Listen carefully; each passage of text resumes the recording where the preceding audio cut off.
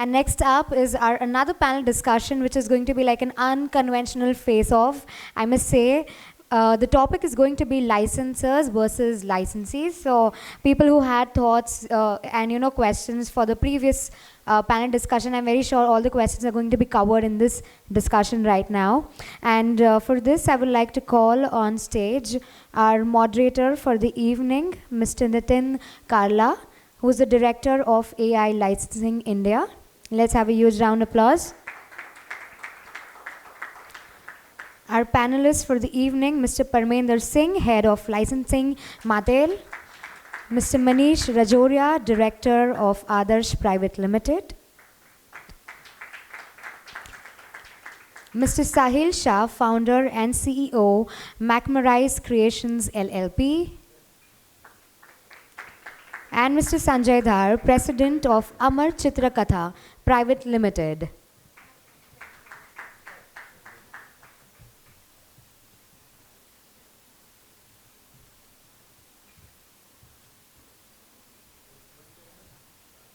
Also, I would like to call on stage Mr. Jainil Aga, MD and CEO of Planet Superheroes. Let's have a huge round of applause, ladies and gentlemen. The panel discussion, face-off, licensors versus licensees.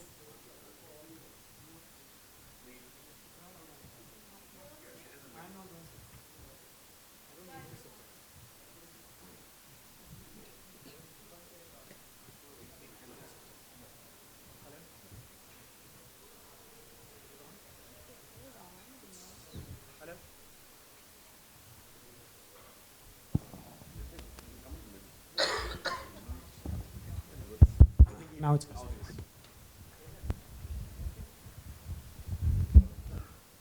No, I need to stand because if you all have figured out the topic for the evening, it's licensors versus licensees, and I'm not part of them.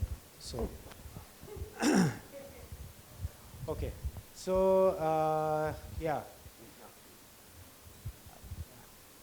Let me do the thing. Okay, so before we start, I've been given a brief that we need to make this very fiery. Okay.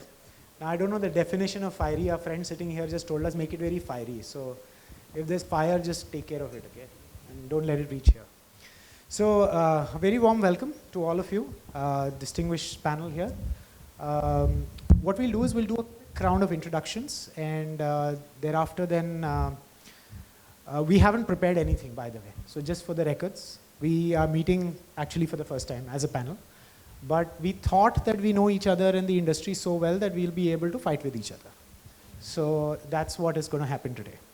So be ready for that. So can we just start with a round of introductions, and then we will come to the first question. Yeah, so I'm PERMENDRA Singh. I actually handle the licensing business at Mattel.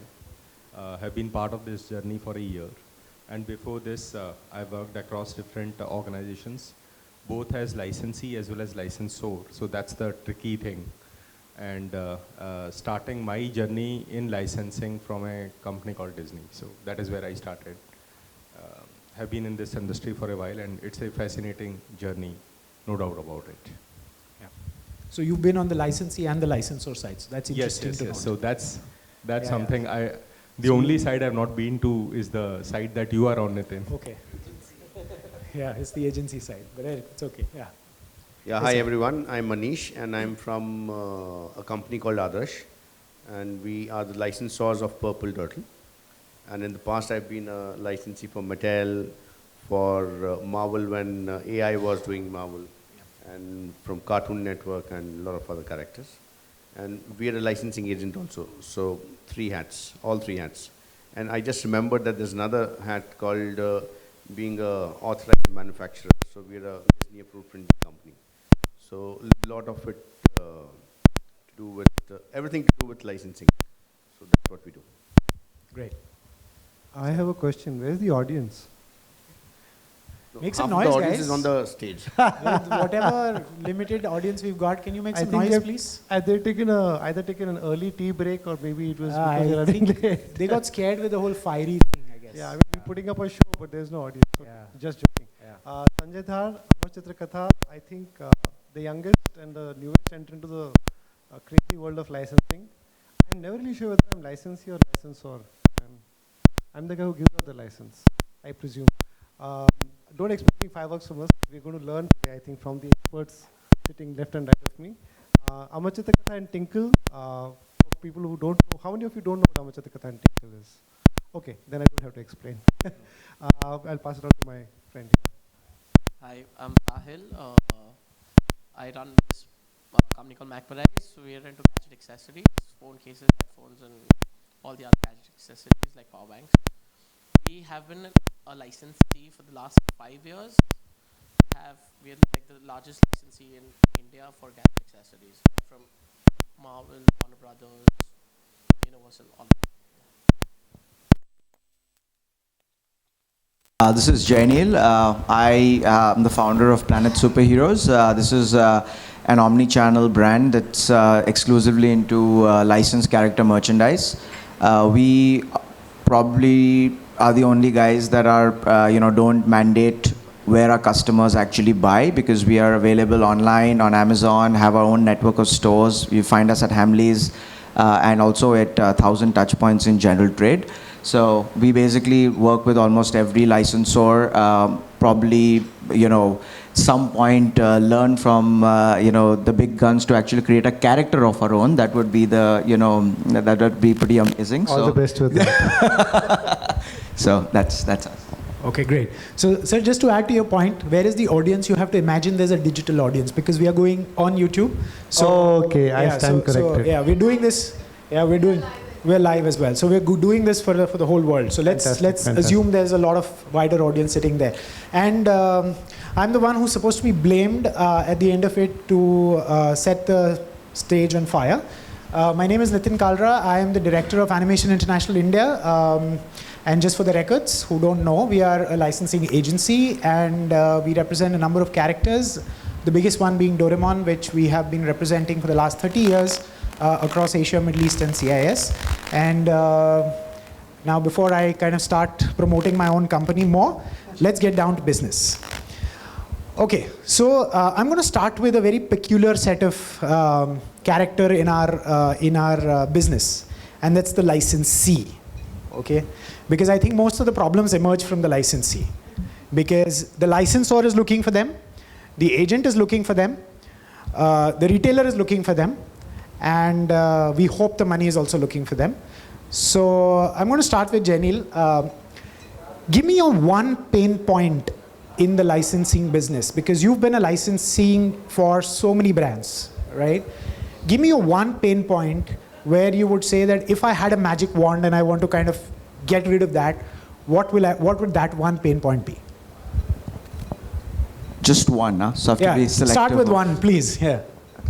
I think I come from a finance background, so I think numbers. So I'll tell you the one pain point which is unfortunate and very peculiar about licensing that does not exist in any other brand. It's the poor return on capital, because think about it, as a licensee, you put a check on the table before even product is born. That's cash flow out. Then you invest in the inventory. So that's where you come in the timeline with any other manufacturer. And then, unfortunately, in our country, we have this rubbish called SOR, sales or return, right? And if it gets even worse, there's something called retailers wanting minimum guarantees. So now, if you ask me about the one pain point, and why you also don't find a lot of licensees who, even though would love to, pick up your products and, embrace them and kind of get into the market, are not able to do this because of, just capital, and because it's such a poor cash flow kind of business from the start.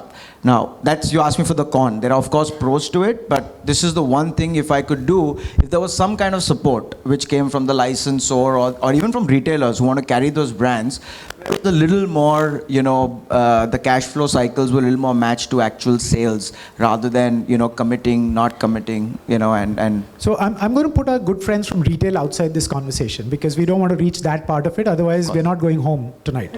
So I think the better thing is to just stick to licensor. So you said return on investment, right? And you said you have to put in a lot of money, you have to invest a lot of money into it. So what's the support you require from the licensor? what's the first thing you would say the licensor should do to help you and support you? So I think, in my opinion, and it's part of the ecosystem, I think licensees are to blame as well, is have, trust inbuilt through technology. Now let me explain that. The reason why, and licensor is absolutely right to charge you a big MG, because they actually don't trust that you're going to report the right numbers on which the royalty is based. Okay, that is actually the crux of every problem. If you go to the US, if you go elsewhere, they have a concept of MG. Hello, yeah. They have a concept of MG, but the MGs are minimal as compared to the kind of sales that you do in the market.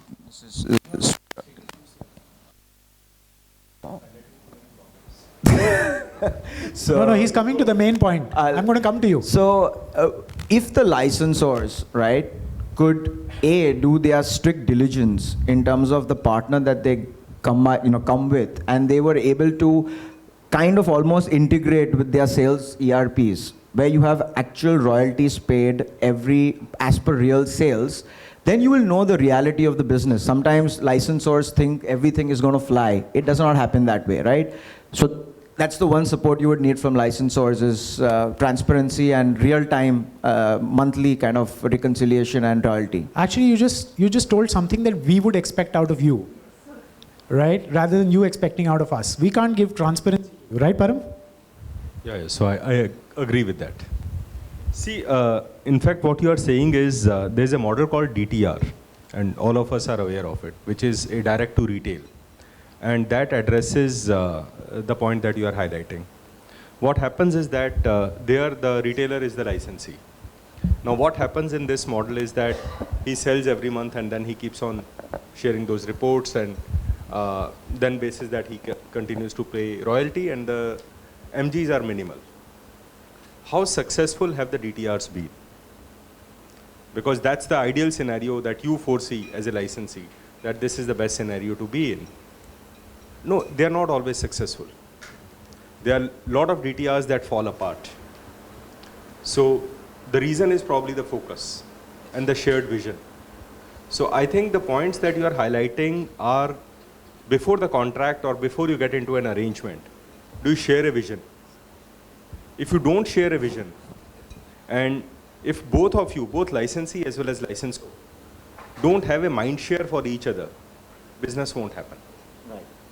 So I think somewhere the basics of any licensing relationship, it's like a marriage and the divorce rates. So will every partnership in licensing be successful? No. Can I counter to that? Yes, please. Go ahead. So in a marriage, especially in a divorce, at least as far as Indian laws are concerned, right, there is an equal liability for both the husband and wife depending on who makes more money. Correct me if I'm wrong. Now let's look at this example. No, that's not correct. And it's not out of experience though. Sorry. How many divorces have you been through? Thankfully none. But that's what I'm saying. My point being that it's a lopsided relationship. This is all very nice to hear. Licensing vision. Boss, if it fails, who's putting the money on the table? If I could take a little while to counter that, with your permission, sir. Yeah. So I have a very simple question. A lot of licensees come to us and they ask us this. Okay, now as an agent, I play a very different role. I am on the side of the licensee as well as the licensor, because I need to keep both the sides happy. So it's a very simple relationship that I have with them, and I ask a very, very easy question. You're a manufacturer of t-shirts, right? You buy cotton, you buy yarn, right? What do you tell the guy when you go and buy cotton and yarn? Do you tell him that, you know what, give me the cotton, I'll make the product, I'll market it, I'll distribute it, I'll retail it, if it sells, take the money. Do you tell him that? No, but he does not tell me that I need to sell within 24 months or 12 months. Fair enough, okay? The licensor is also not telling you the same story. They do. Right? There is a liquidity period. Sahil, No. you want to... Again, the question that my friend here asked you was that, do you share the vision in the licensing world or not?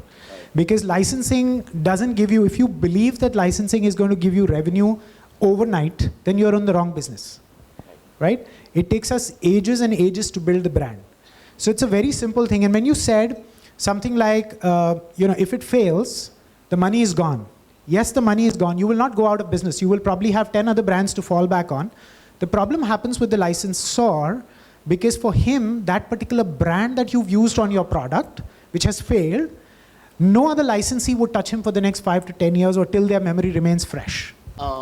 My biggest concern here is the support that we get as a licensee. See, I agree there are a couple of brands who give amazing support like Disney, right? They give amazing support as to your retail and design support and all of that. The problem lies with the other brands. All they care is the MG and then they go away. I'm not pinpointing any brand. It's just, I'm just talking. So we've had relationships in the past. I don't want to name them, but it goes like, okay, this is our character. Do whatever you want with it and whatever. That relationship also does not work. Every year, there are new companies which are coming up. They're like, okay, this is failed. This license is up for grabs. We'll try it. Especially in our category, over the last 5 years, there have been minimum 15 or 20 new licensees for Marvel and Warner Brothers and all. Every year they get 2, 3 new, and it doesn't work and it fails. It's not that they stop getting the business. They still do get the business. I don't know how long it's sustainable for the same guy. If I can just add to that, a quote from a very senior executive of a pretty large licensor, when I told, I'm not going to say him or her, so I don't know the thing, but told that person that, you guys, what are you guys doing with your brand? Because exactly what you said, when we leave, nobody else wants to touch it. That's what we would also believe.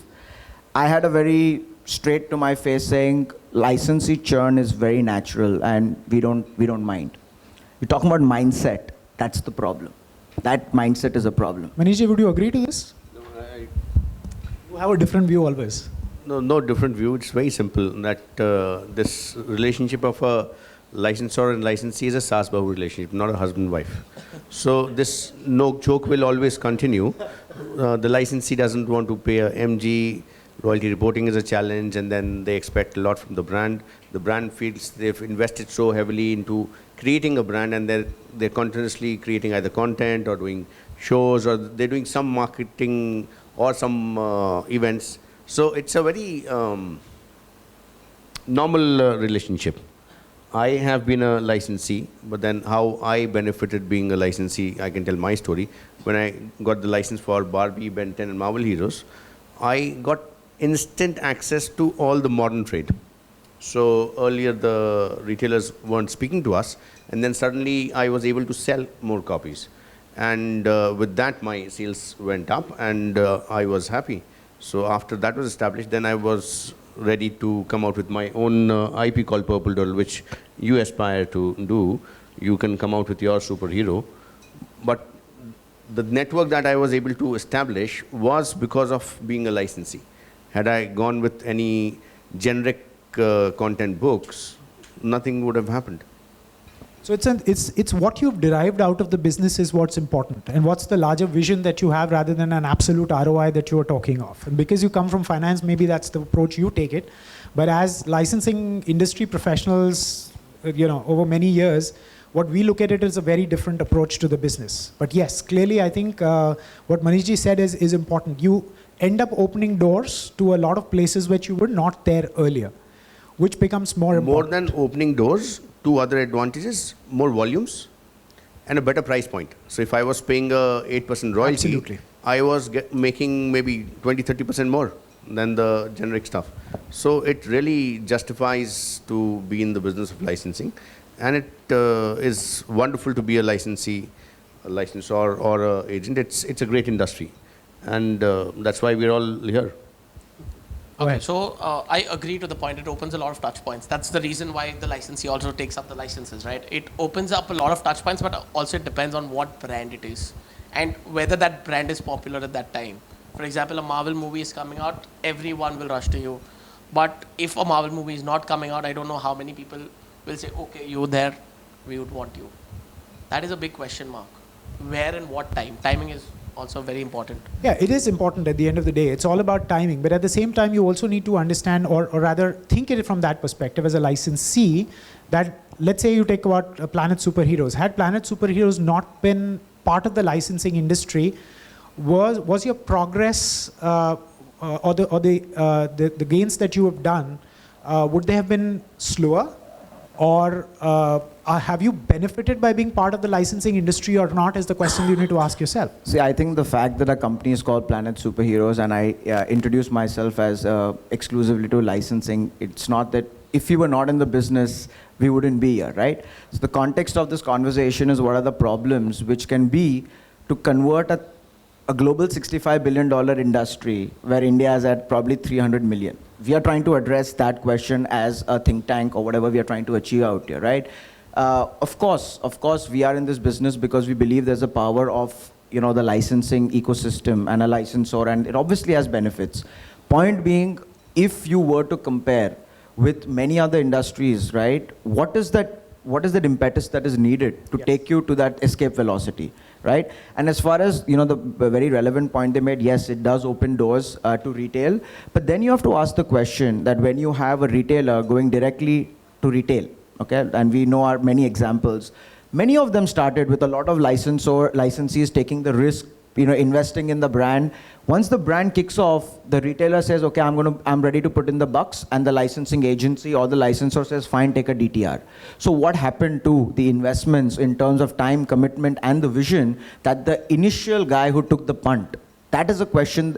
Why do you not give exclusivity? Why is there every licensing contract, by the way, I can challenge anyone, including anybody out here, has ever signed a deal which says exclusive for merchandise. You will have exclusive for gaming because that's content driven. You will never ever get exclusive for merchandise. And if you do, I'm happy to kind of connect with that agency or that licensor for any contract that they want. I think you give Param $5 million, he'll sign exclusivity with you right now. So I think what you guys, I'm sure that the two of you, the business is 100% licensing. Yes. No. Okay, how much is it for you? 70%. 70%. So they are strong, literally they are entrepreneurs who have built their entire organizations based on licensing. So they strongly believe in it. That's the fundamental thing. Obviously what they're talking about are the different models that different companies have taken to them. And as licensing industry grows, what they're saying is that, okay, there is a certain model that is really working well, and we should take, other licensors should also take to that model. And it all depends on how every licensor also grows within the country or within the ecosystem. What is typically, and I'll give you some examples which are very interesting. Probably one of the largest licensor in the country is Newell Rubbermaid. I don't know how many of you know about them. Anybody who can talk about Newell Rubbermaid? Have you heard about the brand called Reynolds? Yes. Do you know that it is a licensed out brand? The partnership was in excess of 20-25 years. The licensee was GM Pens. There you see the marriage. And it has fallen off as well. So after 20-25 years, now you know about a brand called Rorito. So there's a brand called Rorito, which your kids, I'm sure, will know. I think they'll know more about stationery than you. So that's the brand. Literally, they have developed the infrastructure in such a way that even if, so something, the partnership had to end. It ended after 20-25 years. Let me take you to a very different example. Let's talk about Hero Honda. Whatever the JV was, the brand Honda was being used by Hero Group. That is again an example of licensing. And so licensing is not really very new to this country as well. It has been there in very different spheres. We heard about the unconventional licensing, and probably because of the sphere in which we operate, it is currently restricted to character merchandise and kid in particular because of the kind of panel which is here right now. The fact is that you're right, there are always issues, but there is somewhere that, and while this might sound very PPT types or a very stereotype thing, if you don't share the vision for the next 10 years, you can't get into a great partnership. And then of course, depending on your experiences, each one of us, for us, stickiness is the factor. How many licensees will renew next year is extremely critical for me to judge the health of the business. So without any offense to the gentleman or the lady that you spoke to, the fact is that the health of a licensing business can only be governed by how many partners are again gunning for you, because that is the success rate. So I think there's no fire on the ground. I think we share the same no, thing it's somewhere. I was just kidding. We'll get into trouble if we talk about fire nowadays. So, Sanjay ji, coming to you, you've been like you said, you've been a new entrant into the market. Yeah. Right. Yeah. And obviously, ACK is something we've all grown up reading. Yeah. Right. So, as a licensor, when you got into this marketplace, what is the key expectation you were looking at from this industry? Of course, other than the fact that you wanted to make a lot of money. What was the... Don't make me laugh. So, what was the main key expectation, or rather the key observation you had when you started interacting with licensees? Okay. So, honest confession, we weren't actually looking to get into the licensing marketplace. We had enough challenges in the publishing business itself. And trying to get kids to read books nowadays, it takes a lot of work. But there was a strong sort of nostalgia wave that was building up, unbeknownst to us. And let's just say that the licensing industry came to us. Some people approached us. And they probably saw the opportunity, which we did not. And we're a very simple company, so we've kind of sort of done a few tie-ups and stuff like that. We didn't have any expectations. In fact, we didn't even ask for an MG because we said, we understand that there is a fair amount of risk that the partner is taking. To cut a long story short, frankly, our understanding and our experience so far in the 2 years that we've been in the business is I don't think there is any vision. This word vision is, let's just keep it aside. It's all opportunity. That's the only word that drives this business, I think from both sides, licensee as well as licensor.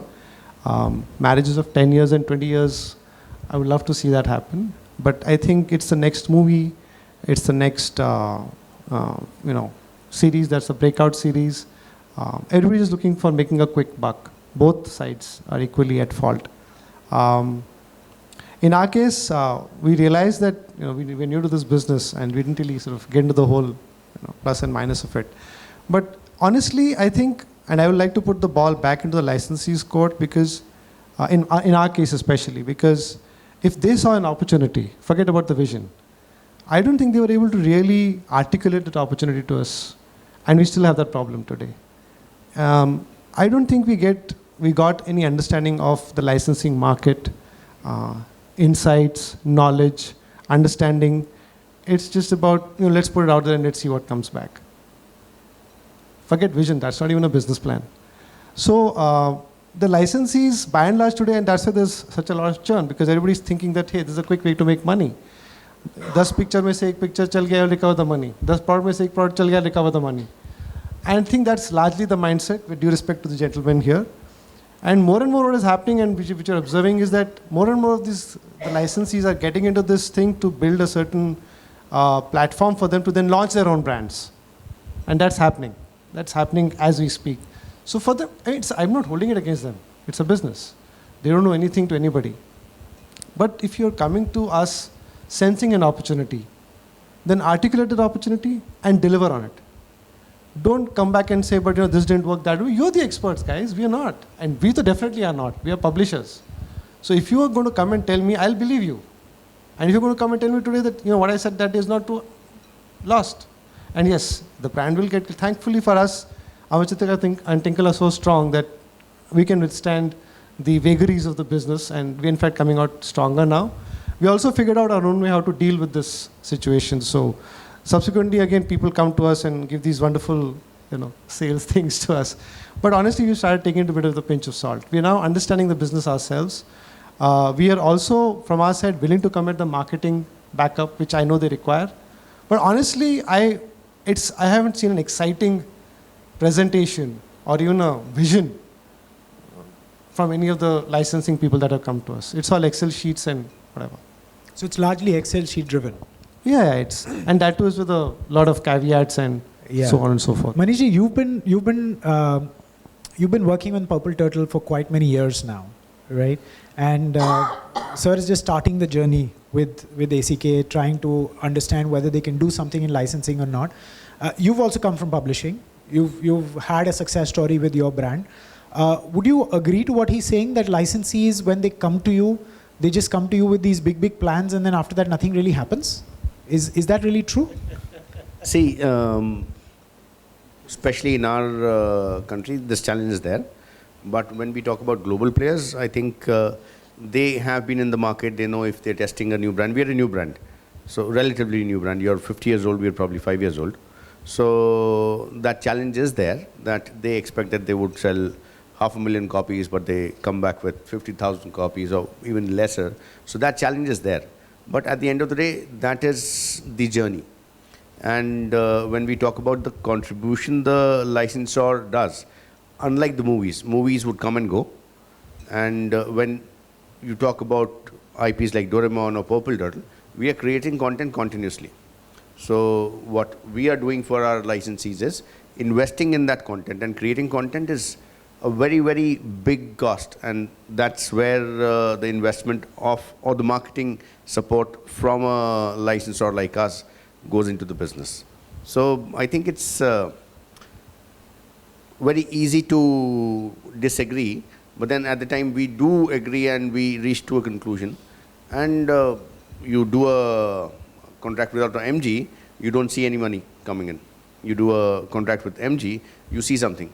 And about exclusivity, I have done some exclusive deals with some licensees who had a patented product, so which nobody else in the world can manufacture. Right. So there's a puzzle licensee of ours in Hong Kong who has got a patented product. So he said, I want a longer term, I want exclusive. I said, yes, I'm happy to give it to you because nobody else can make that product. So if you have a patented product or a very unique thing, you could get a exclusive. So I can counter that. Sure. Exclusivity, by the way, every toy distributor, because we do a lot of toys, okay? Every distributor, I mean, we deal with some guys who are like listed at the UK. There's a $300 million company that just signed up in the US. They will always have exclusive distributors in India. License, no license, doesn't matter. They're the same way they have an exclusive distributor in Hong Kong. I'm specifically talking about a commoditized business where you have a content, you have character, and you have merchandise which every second person can make. Now I'll tell you why toys business, with all due respect, or any of these niche things are exclusive. It requires 40,000 rupees to make, 40,000 US dollars to make a simple plastic PVC mold. All right? That guy needs to sell to the whole world, all right, to get their operating leverage. It is by design and it is business that is driving it, right? So let us try and understand. Show me one guy who's got exclusivity on t-shirts. Give me one exclusivity on mobile cases. I have a little answer. You may agree or not agree to it. The simple point why a licensor doesn't do an exclusive deal is that what if that particular licensee doesn't show up any numbers? He doesn't want to get his brand stuck, one. And the other thing is, 99% of the licensors would never have another t-shirt guy while they have or non-exclusive. So for example, if I do a deal with you, which is in the agreement, it will be non-exclusive. Till the time you're delivering, I will certainly not have another licensee come on board. So that's a usual practice. Just for me, out of curiosity, you're talking about exclusivity based on MG, right? You're not saying no MG and get exclusive. Absolutely. Okay. Just for clarity. Okay. I'm still learning all so, these things. Sorry. So I was just going to cross over this side now. This is going to get interesting. Sorry, just one. Param, can you add to this? Why you guys don't give exclusivity? Yeah? Planet Heroes, Superheroes as a format believes in dealing with multiple licensors. So there's no exclusive thing that you do, right? Sorry, that was a very valid point. That was just for the audience, and it was the format. Sorry. No, I'll tell you what. You have to understand that as a platform, we also buy products from other licensees. The concept is very different. For the products that I pay MG, I don't pay MG to the license. I buy what I can sell. No, I get your point. The whole point is that your format allows you to sign multiple deals with multiple licensors. So if in girls you'll have Barbie, you might even have Dora, or you might have other properties as well. I don't think licensor insists on you because your format is like that. So while we are talking about exclusivity, it is the size of the business opportunity. Now, what is the size that you are looking at, and how shared is that with the... So if you will see most of the deals, and many of those deals, while we are talking about in the same category having multiple licensees. At the same time, you will find many categories where there is only a single licensee. And the reason is, for example, if you ask me today, and I'll give you a very concrete example. In oral care, we have only one. Why? They only sell, the company is Colgate, they only sell our products. I don't need another one. There are calls that we receive on that.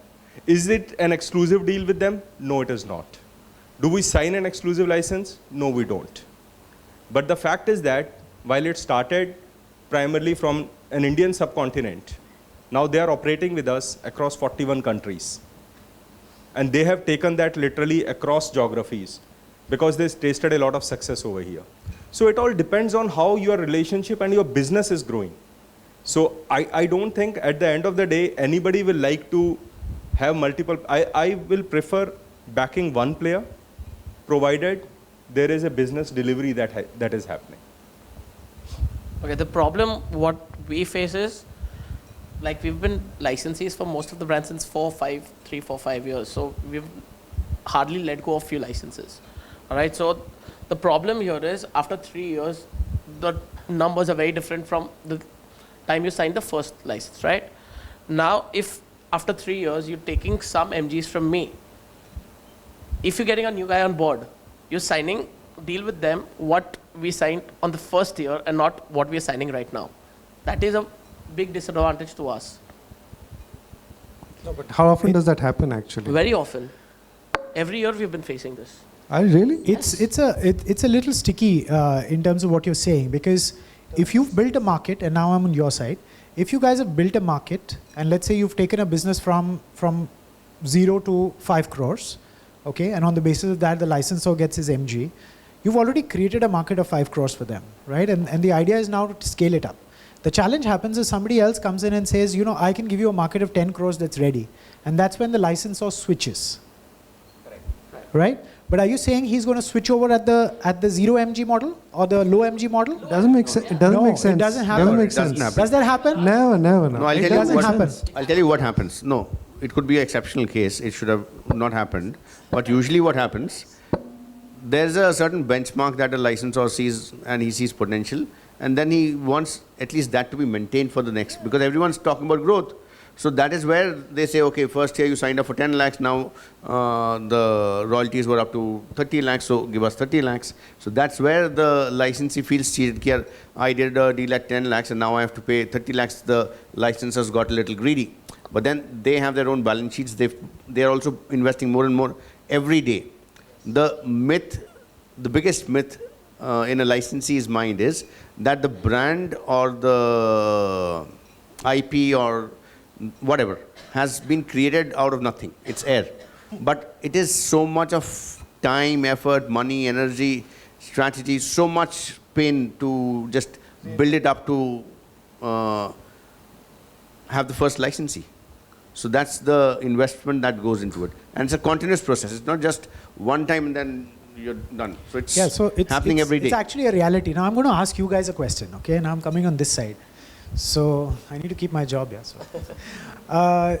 So when, like sir mentioned, that whenever people come in, you know, to present these cases, you know, to take up a license or show a vision, so to say, on an Excel sheet, why do you guys always inflate numbers? Is there a reason why you'll inflate numbers and show? Okay, just for the record, we don't chase any licensor, and then we are chased by licensors because we put money on the table. Just let me make it categorically clear. Possible. All right? Okay. And number 2, I will tell you exactly how a licensee thinks. It is wrong. Nobody ever inflates numbers, and I'll tell you why. I'll prove it to you. How does a minimum guarantee get accounted for? You make this business plan, okay?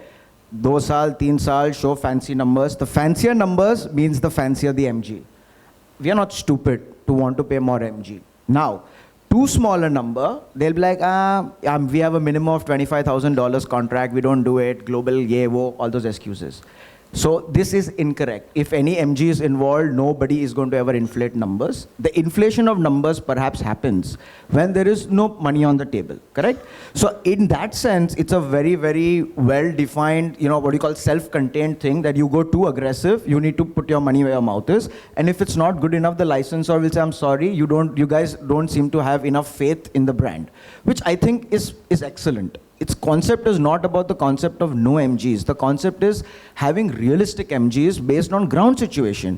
If somebody is introducing a new character, right, and we have introduced a very, very popular preschool character with Viacom. It's called Peppa Pig. It's killing it right now. And we know what we've done, right? With London, with Viacom, we worked on a strategy, including which product. First you go back to school, you go toys, then you go apparel. It's a strategy and thought process. That works. And did we not pay MG? It's one of the biggest MGs that we've ever paid. But that worked, which is again, I'm coming to your side and agreeing to the fact that there was vision alignment. Unfortunately, it's not with everyone, that's the problem. Yeah. So it's always the licensor's fault. You would say it's the licensor's fault. They'll say, you would say it's the licensee's fault. They'll say it's the licensor's I did fault. say So that it's Saas Bahu. equally on- it's what he said I did say it was on both clear. sides, and as I said, our experience is limited. But all I can say is that what exactly is the value addition that the licensee is bringing to the table? This is what we asked ourselves also, because I said we're new to this whole business. Is the licensee actually doing something that is going to add value to my brand? Not really. I'm pretty certain about that. Will he open up a new business stream for me? Yes. Is he benefiting more? Am I benefiting more? Unequivocally, he is benefiting more. Yes, there is risk involved, but then that's his business. Every business is risk. If you want a guaranteed business success, show me one and I'll put money into that, right? So I don't understand this whole thing of, the licensees making it look like they're doing something splendid for the brand. Like you said, a brand takes time to build. When you do your own brand building, you'll understand the kind of investment of time and money that takes it to get there. So for me, it's very clear. For us, it's very clear. The licensees are sensing an opportunity. Punt lete, chala to chala, nahi to chala. Everything else around it is window dressing. Nothing else. I being Sorry, I'm on being a the little licensor brutal. No, that's side okay. also, let me just add or disagree here. If I look at a licensee, I look at it as, for example, I get a publisher in the US. I didn't have the reach of distribution, of manufacturing or knowing the market. So there is a role that he's playing. If I get an apparel licensee, I don't know the business of apparel. So that's what the role of the licensee is. They are knowing the ins and out of manufacturing, marketing, distribution of that particular category. So that is where the important contribution comes in from the licensee. Licensor is doing the marketing with whatever, either it's content or PR or whatever events, what they're doing. But the actual go-to-market happens through the licensees. Right. So, like Manish said, it's obviously a Saas Bahu relationship and it will continue. And I've been told that we're short on time. Yeah. But I'm still going to take this chance to see if there's any question for any one of us here. And we are happy to answer that as the last leg of this entire panel, because I think there's one more after this. Yeah. And before they throw us out from here. Is there anybody who has a question? Apparently not. Apparently not. Apparently not. Okay. So that's good. Thank you. So we end on a truce. So Thank one closing remark here. सास हमेशा बहू को बोलती है तू तो मेरी बेटी जैसी है और बहू बोलती है तू तो मेरी माँ जैसी है. So वो प्यार बना रहता है. Exactly. Well said, well said. Along with the disagreements, वो भी चलता है. That will continue forever. Yes. And they live happily ever after. Absolutely. Thank you very much.